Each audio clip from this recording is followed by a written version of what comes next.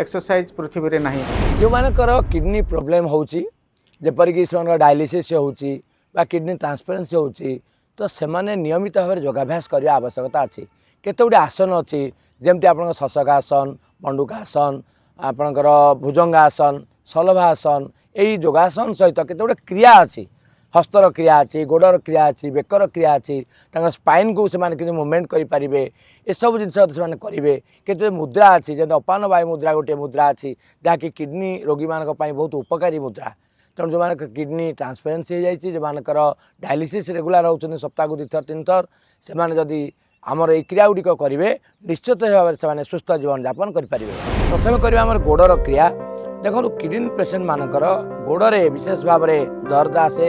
आंठू problem आसे से चालबुल करवा कष्ट आसे तेणु यही क्रिया गुड़िक कले